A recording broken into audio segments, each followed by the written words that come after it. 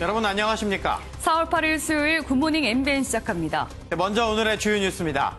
서울 강남의 한 대형 유흥업소 여성 종업원이 코로나19 확진 판정을 받았습니다. 일본에 다녀온 남성 연예인과 접촉해 감염된 것으로 추정되는데 확진 판정을 받은 종업원이 근무한 날 고객 등 500여 명이 업소에 있었던 것으로 알려져 집단 감염 우려를 낳고 있습니다. 서울에서 코로나19로 인한 첫 사망자가 나왔습니다. 폐암을 앓고 있던 40대 남성으로 집단 감염이 발생했던 구로 콜센터 직원의 남편이었습니다. 뉴욕주에서만 하루에 731명이 숨지는 등 미국의 코로나19 사태가 심각해지고 있습니다. 아베 총리가 긴급 사태를 선언한 일본에선 때늦은 결정이란 비판이 나왔습니다. 통합당이 30, 40대는 무지하다는 발언에 이어 노인비하 논란을 일으킨 김대호 서울관악갑 후보를 제명하기로 했습니다. 총선이 일주일 앞으로 다가온 가운데 여야 지도부는 가시돋친 주고받았습니다. 온라인 메신저 디스코드로 성착취물을 유포한 용의자들이 무더기로 검거됐는데 상당수가 10대 청소년이었습니다. 경찰에 걸려도 촉법 소년이라 괜찮다며 법을 무시하는 청소년들의 실태를 MBN이 고발합니다. 전국의 자가격리 대상자 4만 명에 달하는데요. 이들의 무단 이탈을 막기 위해 정부가 위치 추적이 가능한 손목 밴드를 채우는 고육지책을 검토 중입니다. 하지만 부정적 인식도 상당히 강하다 보니 이 정부 내에서도 의견이 갈리는 것으로 알려졌습니다. 이수아 기자입니다. 코로나19 자가격리자에게 채우는 것을 검토 중인 손목 밴드에는 위치 추적 장치가 달려 있습니다. 자가격리자가 휴대폰에서 20m 이상 떨어지면 정부 중앙 모니터링단에 실시간 경고를 보냅니다. 이미 홍콩에선 비슷한 시스템이 도입됐습니다. 방역당국은 자가격리자 무단 이탈이 잇따르고 있어 고강도 대책을 고려할 수밖에 없다는 입장입니다. 자가격리는 무엇보다도 감염병 확산을 막기 위한 가장 유효한 수단 중에 하나입니다. 이를 이제 지키지 않은 경우에 예방할 수 있는 다양한 수단을 정부 차원에서는 고민을 할 수밖에 없는. 하지만 정부 내에서도 반대 의견이 적지 않은 것으로 알려졌습니다. 인권 침해 우려 때문입니다. 정부는 애초 어제 국무총리 주재 회의에서 도입 여부를 결정하려 했지만 이런 이유로 결론을 내지 못했습니다. 취지는 공감하지만 이렇게 전자팔찌를 채우게 되면 헌법상 보장된 기본권이라든지 인권 침해 우려가 있긴 하거든요.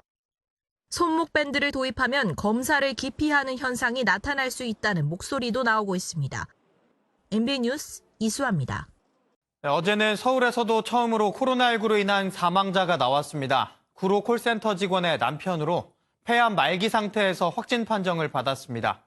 윤지원 기자입니다. 서울에서 코로나19로 처음 숨진 사람은 망원동에 거주하는 40대 남성 A씨입니다. 지난달 19일 폐암 말기 상태에서 확진 판정을 받아 신촌 세브란스 병원에서 치료 중이었지만 어제 숨진 겁니다. A씨는 구로 콜센터 직원인 아내 B씨로부터 감염된 것으로 추정됩니다. 이들 부부는 지난달 9일부터 자가격리 중이었고 B씨는 남편의 하루 앞선 지난달 18일 확진 판정을 받았습니다. 10대 자녀 2명도 지난달 19일 확진 판정을 받아 일가족 모두가 코로나19에 감염됐는데 현재 B씨와 아들은 완치 판정을 받았고 딸만 입원한 상태입니다. 서울시 관계자는 기존에 폐암을 앓고 있었기 때문에 폐암 관련 사망일 가능성이 높지만 코로나19 확진 판정을 받은 것도 사실이기 때문에 코로나19 사망자로 집계될 것으로 보인다고 설명했습니다. 또 질병관리본부와 논의해 사인에 대한 정확한 조사가 진행되고 있다고 덧붙였습니다. 한편 박원순 서울시장은 단 한 분도 잃고 싶지 않았다며 고인을 애도했습니다. MBN 뉴스 윤지원입니다. 신규 확진자가 그제와 어제 이틀 연속 50명 미만으로 나오면서 이 코로나19 확산세가 어느 정도 잡힌 게 아니냐는 기대감이 나오고 있습니다. 하지만 정부는 여전히 고강도 사회적 거리두기를 유지해야 한다는 입장인데요. 사회부 강영호 기자와 자세한 이야기 나눠보겠습니다. 안녕하세요. 네, 강 기자, 우리가 얘기했지만 상황이 좀 나아진 것 같긴 한데 이 정부가 폭발적인 감염이 다시 나타날 수 있다 이러면서 긴장을 늦춰서는 안 된다 이렇게 얘기를 하고 있어요. 또 이 총리가 어제 클럽에 몰려드는 젊은이들이 걱정이 된다 이렇게 이야기를 하면서 굳이 클럽을 콕 집어 언급했는데 그 이유는 뭔가요?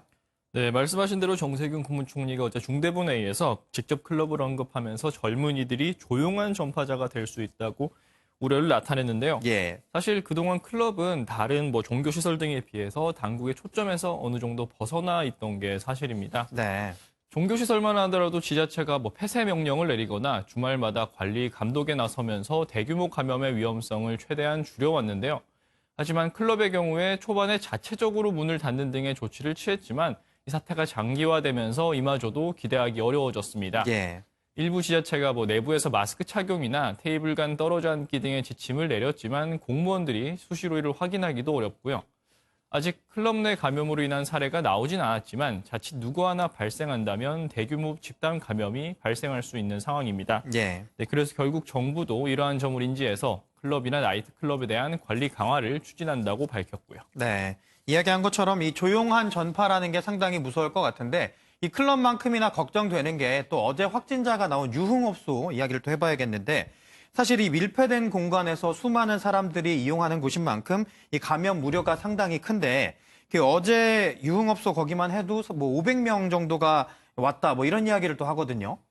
네, 또 강남 유흥업소 감염 같은 경우에는 대규모 밀집시설이라는 점에 더해서 해외 유입이라는 특징이 더해졌는데요. 예. 첫 전파자로 알려진 가수 윤학 씨의 경우에는 지난달 24일 일본에서 귀국한 것으로 알려졌죠. 예. 하지만 당시는 해외 입국자 전원 자가격리 조치가 내려진 4월 1일 이전이었기에 방역에 구멍이 뚫릴 수밖에 없었습니다. 당장 파악된 접촉자 숫자만 100명이 넘는데 문제는 당국이 파악하지 못한 수면 아래 접촉자들이 있을 수 있다는 점입니다. 예. 일본의 예를 들 수 있겠는데요. 도쿄 최대 유흥가인 긴자거리에서도 확진자가 나왔는데 문제는 확진자들이 사생활 노출을 꺼려서 자신의 동선이나 접촉자를 정확히 밝히지 않는다는 것입니다. 우리나라의 상황도 일본과 크게 다르지 않을 것으로 보이는데 이 어둠의 전파자가 언제 어디서든 나올 수 있다는 점에서 큰 우려를 낳고 있습니다. 네. 이야기한 것처럼 이곳에서도 집단 감염 우려가 분명히 나올 수 있는 상황이네요. 이렇게 사실 사회적 거리 두기가 절실하게 필요한 상황이지만 사실 시민들의 피로감도 극에 달한 상황인데 이 사회적 거리 두기 언제까지 해야 될까요? 네, 결론부터 말씀드리자면 정부가 발표한 최소 2주간의 사회적 거리두기 꼭 준수하셔야 합니다. 네. 앞서 말씀드린 클럽이나 유흥업소뿐 아니라 최근에 유원지나 공원 등에 많은 시민들이 밀집하시는 모습을 볼 수 있는데요. 네. 신규 확진자 숫자가 많이 줄어든 것 같지만 이는 초반 신천지 대규모 감염이 어느 정도 잡히면서 나타나는 기저효과이고요. 신규 확진자가 하루 한두 명에 그치던 사태 초반에 비하면 결코 안정세라고 볼 수 없습니다. 예. 이런 배경 때문에 정부도 인권 침해 논란에도 손목 밴드라는 초강수를 검토 중인 것이고요. 집단 면역을 내세우며 일상을 유지하던 스웨덴마저 이제 사회적 거리두기를 하자며 정책을 변화하고 있죠. 네. 당장 예측은 힘들지만 사회적 거리두기를 끝내는 시점은 결국 현재 시민들의 태도에 달려있다고 봐야 할 것 같습니다. 네. 네, 요즘 여기저기서 이 봄이 와도 봄 같지 않다 이런 한탄이 나오는데요. 이 봄은 내년에도 오지만 잃어버린 건강은 다시 오지 않습니다. 힘들더라도 다들 조금만 더 참고 견뎠으면 좋겠습니다. 지금까지 사회부 강영호 기자와 이야기 나눠봤습니다. 고맙습니다. 코로나19 집단 감염 사태가 일어났던 신천지의 이만희 총회장이 코로나19 확산 우려로 강제 폐쇄한 시설에 허가 없이 드나든 것으로 확인됐습니다. 이 총회장은 지난 5일 경기 가평군 청평면의 한 신천지 시설에 허가 없이 들어가 조경 공사를 지시해 주민 반발을 샀습니다. 주민 제보로 이만희 총회장이 폐쇄된 시설에 드나든 사실을 확인한 경기도는 감염병 예방법에 따라 고발을 검토 중입니다. 온라인 개학이 하루 앞으로 다가왔습니다. 출석 관리와 학생 평가는 어떻게 하는지 학생과 학부모들의 관심이 쏠릴 수밖에 없는데요. 수업 후 일주일 동안 출석 체크를 할 수 있고 원격 수업 중에도 평가와 학생부 기재가 가능합니다. 그 밖에 궁금한 점들을 정수정 기자가 알아봤습니다. 내일 중학교 3학년과 고등학교 3학년이 첫 온라인 개학을 합니다. 학생들은 걱정 반 긴장 반입니다. EBS에서 이제 본격 수업을 한다고 하더라고요. 아무래도 이게 인터넷으로 하는 거다 보니까 공부량 같은 게 적을 것 같아서. 시간표를 미리 줘요. 그러면 그 시간에 따라서 원격 수업, 맞는 수업을 듣는 거예요. 약간 좀 끊길 때가 있어가지고. 원격 수업 유형은 3가지로 출석 체크도 유형에 따라 조금씩 다릅니다. 쌍방향 강의는 교사가 직접 체크 가능하고 콘텐츠형 강의와 과제형 강의는 학생 접속 기록이나 진도율 등으로 출석을 확인합니다. 매일 과목별 출석 체크가 기본이지만 일주일 안에 증빙 자료를 내면 사후 출석이 인정됩니다. 평가는 등교 후 지필평가가 원칙입니다. 원격 수업 중에도 학습 과정을 교사가 관찰할 수 있으면 수행평가와 학생부 기록이 가능합니다. 하지만 원격 수업으로 학생들의 태도 등을 평가하는 데 한계가 있다 보니 우려의 목소리가 높습니다. 중요하죠, 지금. 비중도 많고 고3 1학기 내신이 비중이 좀 많고 그게 다 학교에서 수행평가가 이루어져야 공정을 한 거죠. 교육부는 학생 부담이 있을 수 있는 만큼 내신의 30%에서 50%를 차지하는 수행평가 비율을 시도교육청과 협의해 낮추겠다고 밝혔습니다. MBN 뉴스 정수정입니다. 4.15 총선이 일주일 앞으로 다가온 가운데 이 정치권의 총선 시계도 한층 빠르게 돌아가고 있습니다. 정치부 권용범 기자와 함께 자세한 총선 소식 알아보겠습니다. 안녕하세요. 네, 권 기자, 저희가 이 미래통합당의 이제 김대호 후보 얘기를 계속했습니다. 이 세대 비하 발언으로 논란에 휩싸였는데 이 결국 제명하는 초강수를 뒀다면서요?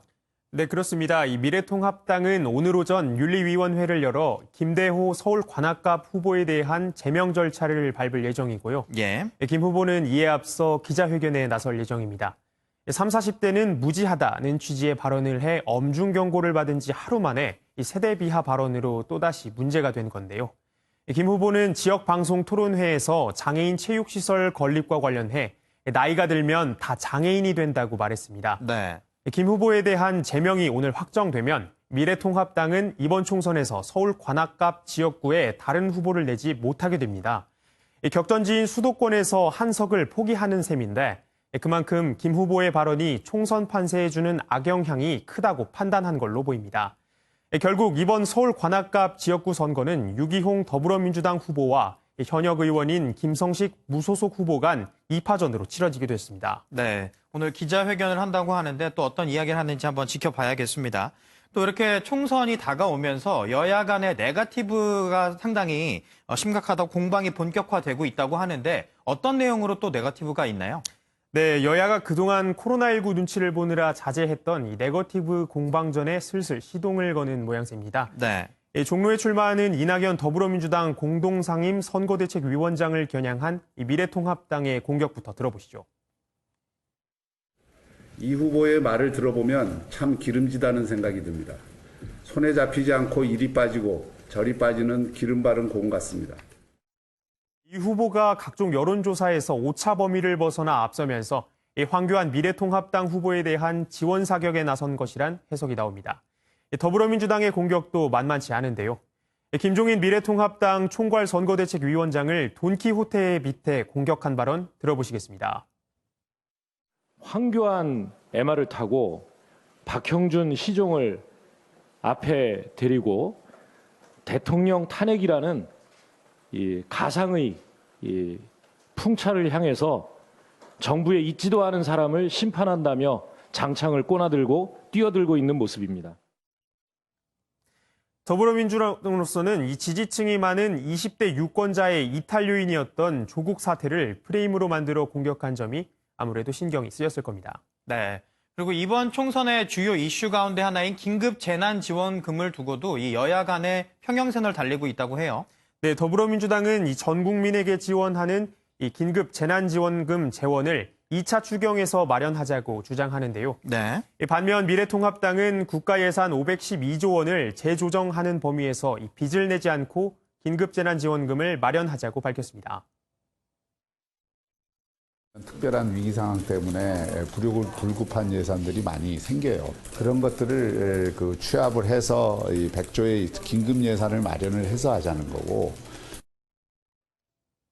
하지만 윤호중 더불어민주당 사무총장이 곧바로 이 부정적인 입장을 내놓으면서 재원 마련을 놓고 갈등을 예고했습니다.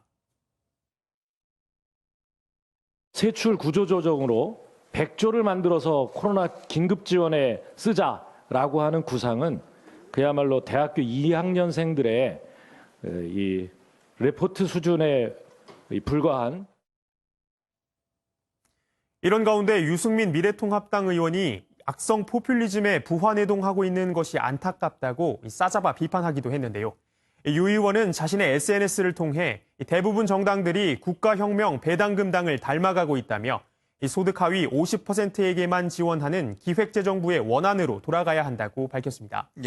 논란이 커지자 김종인 미래통합당 총괄선거대책위원장은 무슨 생각에서 그런 말을 했는지 파악하지 못했다며 말을 아꼈습니다. 네. 오늘 아침 정치권 총선 소식은 여기까지 듣겠습니다. 지금까지 정치부 권영범 기자였습니다. 고맙습니다. 코로나19에 대한 불안감으로 요즘 손소독제 쓰시는 분들 많으시죠? 의약외품인 손소독제를 살 때는 식약처의 허가를 받은 제품인지 따져봐야 합니다. 사용기한이나 성분 표시도 없는 무허가 제품이 많고 과장 광고도 적지 않기 때문입니다. 강세현 기자가 취재했습니다. 코로나19를 예방하려고 손소독제를 사용하는 시민들이 늘었습니다. 손소독제 가방에 가지고 다니면서 씻고 있어요. 굳이 화장실을 가지 않아도 손쉽게 쓸 수 있으니까. 요즘엔 직접 만들어서 사용하기도 하는데 만든 손소독제를 쓰는 건 괜찮지만 파는 건 불법입니다. 에탄올 등이 들어간 손소독제는 의약 외품으로 식약처의 허가를 받아야만 팔 수 있기 때문입니다. 하지만 일부 소규모 업체에서는 허가를 안 받은 제품을 마음대로 팔고 있습니다.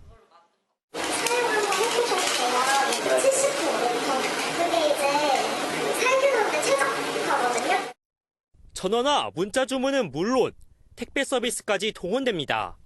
배송 가능하세요. 지금 이쪽으로 문자 넣어주시면은 제가 바로 만들어가지고 바로 보내드릴 수 있고요. 용기에도 사용기한이나 성분 표시가 적혀 있어야 하지만 어디에도 보이지 않습니다. 소비자를 현혹하는 광고도 문제입니다. 의약외품인 손소독제와 화장품인 손세정제는 다른 목적의 제품이어서 살균 등의 단어를 쓰는 건 문제가 될 수 있지만 구분 없이 광고하는 경우가 많습니다. 손세정제에 알코올 등이 다량 포함되어 있다며 소독 등의 단어를 쓰는 것 과장 광고일 가능성이 높습니다. 손소독제를 구입하실 때는 반드시 식약처에서 손소독제로 허가받은 의약 외품인지를 확인하고 구매하시는. 우후죽순 나오는 무허가 제품들을 다 막을 수도 없는 상황. 제품을 살 때 꼼꼼히 따져보는 자세가 필요합니다. MBN 뉴스 강세현입니다. 정부가 코로나19로 생계가 어려워진 자영업자에게 긴급지원금을 지급하기 위해 관련 고시를 긴급히 개정했습니다. 대리운전기사와 택배기사, 학습지 교사 등도 대상입니다. 강대엽 기자입니다. 자영업자 윤승아 씨는 조경식물을 만들고 판매하는 가게를 열자마자 코로나19 직격탄을 맞았습니다. 손님도 없고 교육생도 줄어 언제 문을 닫을지 모릅니다. 유동인구가 많다 보니까 그만큼 임대료도 높은 편이에요. 근데 이제 외부 강습도 아예 없어지고 이제 내부에서 하는 수업도 50% 이상 줄어들다 보니까. 자영업자 정부 지원을 눈여겨봤지만 폐업과 휴업한 경우만 대상이어서 그저 그림의 떡이었습니다. 정부가 생계가 어려워진 자영업자까지 혜택 대상을 넓혔습니다. 대리운전기사와 택배기사, 학습지 교사 등도 긴급 복지 지원 대상입니다. 생계 유지가 곤란한 저소득 가구가 다른 복지 제도로 지원을 받지 못하는 경우에 생계비 등을 지원하는 제도입니다. 4인 가구 소득 346만 원 이하, 일반 재산 1억 100만 원 이하면 지원할 수 있습니다. 전국적으로 11만 가구가 최대 6개월 동안 월 123만 원의 생계 지원금을 받게 됩니다. 긴급 지원금은 시군구청이나 주민센터, 보건복지 상담센터에서 신청할 수 있습니다. MBN 뉴스 강대엽입니다. 아베 신조 일본 총리가 일본 내 첫 코로나19 사망자가 나온 지 거의 2달 만에 긴급 사태를 선포했습니다. 우물쭈물하다가 뒷북을 친 셈인데 늦어도 너무 늦었고 효과도 없을 것이란 비판이 나왔습니다. 신재우 기자가 보도합니다. 일본 내 코로나19 확산세가 멈출 기미를 보이지 않자 도쿄와 오사카 등 7개 지역에 긴급 사태를 선포한 아베 총리. 改正新型インフルエンザ等対策特別措置を第32条第1項の規定に基づき緊急事態宣言を発出いたします。 하지만 일본 내 첫 사망자가 나온 지 거의 2달 만에 선포한 긴급 조치가 너무 늦었다는 비난이 쏟아지고 있습니다. 에다노 유키오 입헌민주당 대표는 2월부터 긴급사태 선언을 할 수 있다고 제안했는데 총리가 뒷북 대응으로 일관했다고 비판했습니다. 블룸버그 통신은 긴급사태 선언도 올림픽 연기 발표처럼 질질 끌었다고 보도하는 등 외신들도 아베 총리의 때늦은 결정을 비판했습니다. 긴급사태의 효과에 대해서도 물음표가 달렸습니다. 일본 정부는 긴급사태가 선포된 지역의 건물이나 토지를 소유주의 동의가 없어도 임시의료시설로 사용할 수 있다고 했지만 이를 위반해도 벌금 같은 처벌 조항은 없습니다. 미국과 유럽에서 시행하는 도시봉쇄와 달리 긴급사태 선포에 따른 외출자제 요청도 강제력이 없습니다. 가구당 우리 돈으로 340만 원 정도의 현금을 주는 1,200조 원 규모의 슈퍼부양책도 수혜 대상과 지원 절차가 까다로워 실질적인 도움이 될 수 있을진 미지수란 지적입니다. MBN 뉴스 신재우입니다. 코로나19 발원지인 중국 우한에 대한 봉쇄 조치가 오늘 자정부로 해제됐습니다. 반면 미국의 상황은 점점 심각해지고 있는데 어제 뉴욕에서만 하루에 731명이 목숨을 잃었습니다. 박통일 기자입니다. 시내 마철루 빌딩들이 동시에 불을 밝힙니다. 건물에 불이 들어왔을 뿐이지만 중국 우한 시민들에게는 일상의 재개를 알리는 특별한 의미가 있습니다.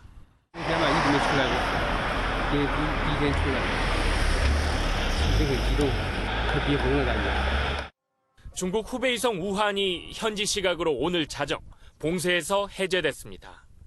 지난 1월 23일 오전 10시 전격 봉쇄령이 발령되고 76일 만입니다.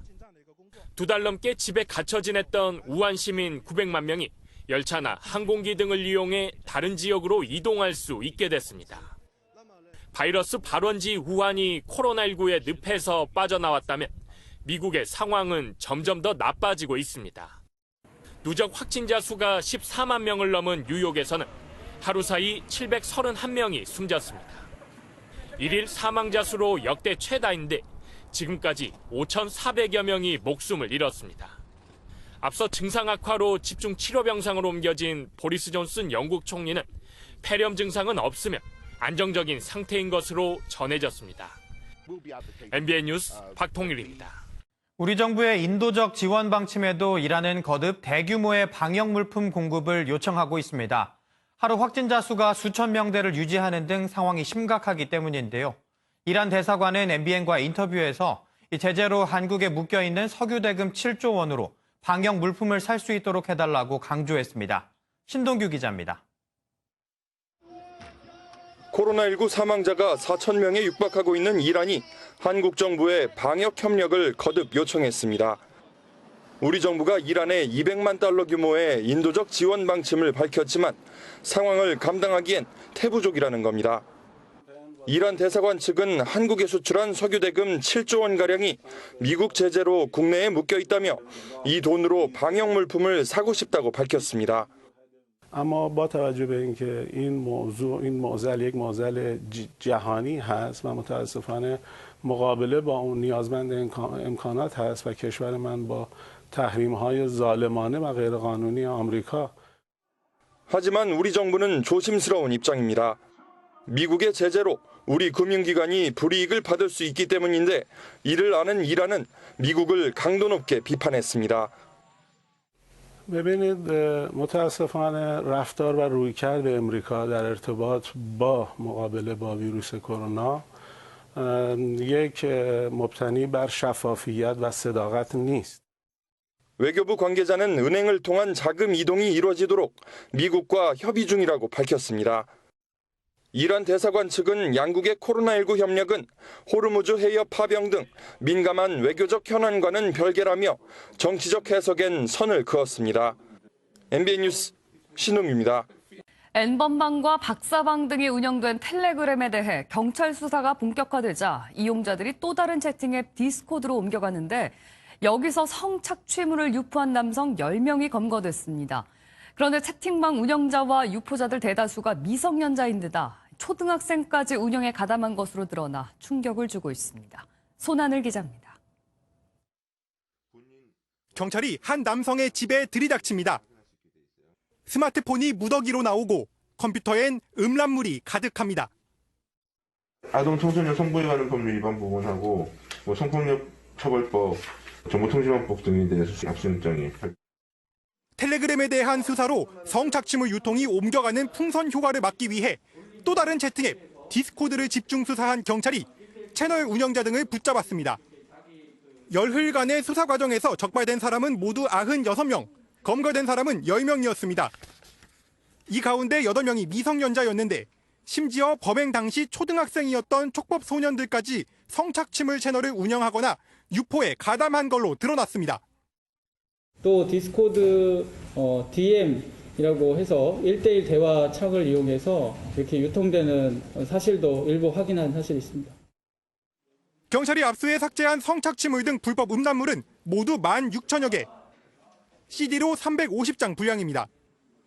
이들은 이런 영상을 문화상품권을 받고 한 개당 10,000원에서 30,000원 정도에 팔았는데 여기엔 박사방에 올라왔던 성착취물까지 포함된 걸로 알려졌습니다.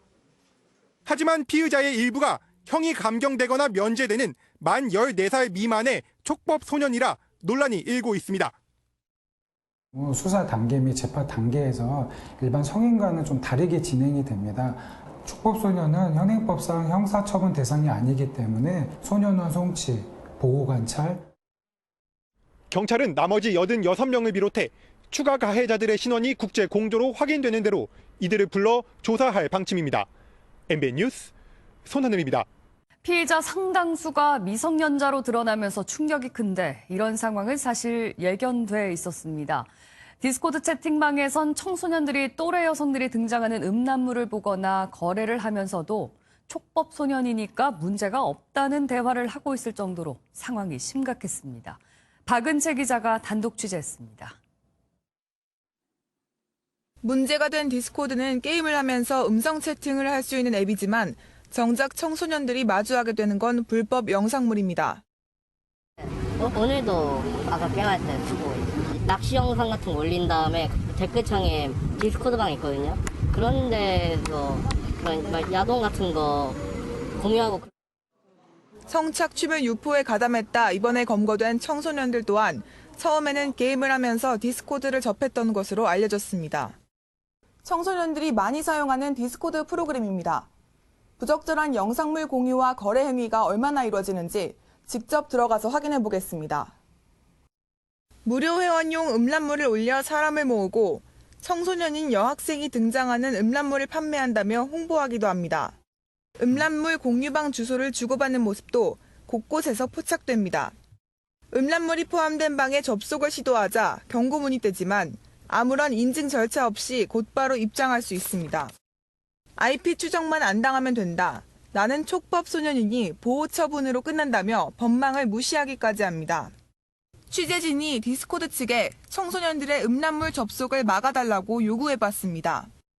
이에 대해 디스코드는 성착취물 유포 이용자를 선제적으로 차단 중이며 성인 인증 절차를 강화하겠다고 즉각 조치에 들어가겠다고 답했습니다. 전문가들은 메신저 활용에 대한 교육을 강조합니다. 형벌을 강화하기 위한 촉법소년 연령을 낮출 것이냐 아니면 13세 아이들이 주로 범죄를 많이 하니 교육적 프로그램을 더 강화해서 제공할 것이냐에 대한 논의. 박사방을 시작으로 속속 드러난 10대들의 디지털 성폭력. 더 늦기 전에 사회적 논의와 대책 마련이 절실합니다. MBN 뉴스 박은채입니다. 검찰은 태평양 켈리 등 조주빈의 공범으로 지목된 인물들을 차례로 불러 공모 혐의를 집중 조사 중입니다. 이들이 함께 벌어들인 암호화폐를 어떻게 관리했는지 파악하기 위해서 한 개인 환전상도 입건해 조사하고 있습니다. 김민수 기자입니다. 박사방 공범들의 추가 혐의를 집중 조사 중인 검찰은 연이어 관련자들을 소환했습니다.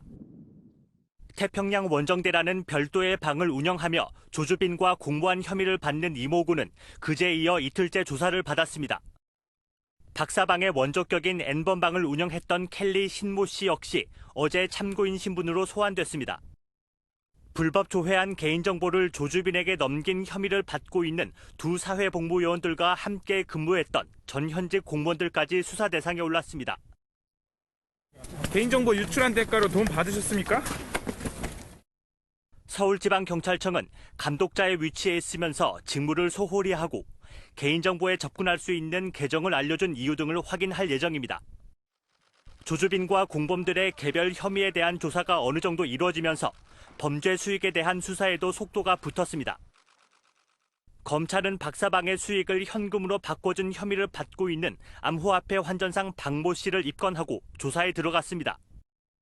박 씨는 조 씨가 맡긴 암호화폐가 범죄 수익인 줄 알면서도 이를 신고하지 않은 혐의를 받고 있습니다. MBN 뉴스 김민수입니다.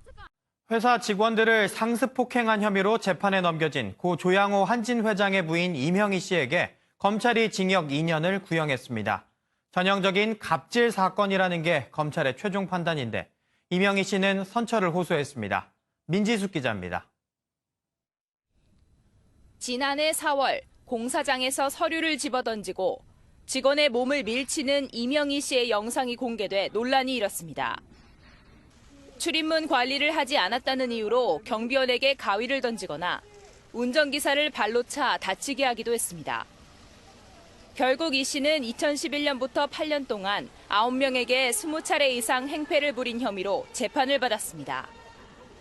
검찰은 이 씨의 범행을 전형적인 갑을관계 사건으로 결론 내렸습니다. 자신의 지배 아래 있던 사람을 상습적으로 폭행한 사건으로 피해자들이 이를 참은 건 생계를 위해 일을 그만둘 수 없는 상황이었기 때문이라고 봤습니다. 어제 열린 결심 공판에서 검찰은 이 씨에게 징역 2년을 구형했습니다. 이 씨는 최후 진술에서 모든 일을 진정으로 뉘우치고 있다며 선처를 구했습니다. 남편인 고 조양호 회장의 기일을 하루 앞두고 있다며 눈물을 흘리기도 했습니다. 앞서 이 씨는 필리핀 가사도우미를 불법 고용한 혐의로도 기소돼 징역 1년 6개월의 집행유예를 선고받았습니다. MBN 뉴스 민지숙입니다. 그제 부산신항에서 15만 톤급 화물선이 크레인에 충돌했던 사고 소식 전해드렸는데요. 이 사고 직전 선박에서 갑자기 검은 연기가 뿜어져 나왔는데 해경은 화물선이 속도를 제어하지 못하자 역추진을 한 것으로 추정하고 있습니다. 박상호 기자입니다. 15만 톤급 화물선이 부산신항 크레인을 충돌하기 직전 모습입니다. 선미가 부두 쪽으로 근접하자 갑자기 검은 연기를 내뿜습니다. 배를 멈춰 세우려고 갑자기 역추진을 할 때 나오는 연기입니다. 그런데도 선박은 속도를 줄이지 못하고 크레인을 덮치고 맙니다. 전진 탄핵을 제어하기 위해서는 후진을 넣어야 될 거 아닙니까? 그게 이제 제어가 잘 되지를 않았다. 선장과 도선사 모두 음주 상태는 아니었던 것으로 전해졌습니다. 이번 사고로 대당 100억 원에 달하는 크레인 한 기가 넘어지고 두 기가 궤도를 이탈해 수백억 원의 피해가 났습니다. 수리하는 데까지는 최소한 3개월 이상은 걸릴 것 같고요. 정상화되기까지는 한 4, 5개월은 걸릴 것 같습니다. 해경은 현장 수습과 선원들의 검역 절차가 끝나는 대로 정확한 사고 경위를 조사할 예정입니다. MBN 뉴스 박상호입니다. 여러분은 사회적 거리두기 잘 실천하고 계신가요? 이상적인 사회적 거리두기, 이 동네 분들은 확실히 아실 것 같습니다. 미국 미시간주에 사는 이 남성은 최근 아주 기발한 도구를 하나 개발했습니다. 대형 훌라후프처럼 보이기도 하는 이것.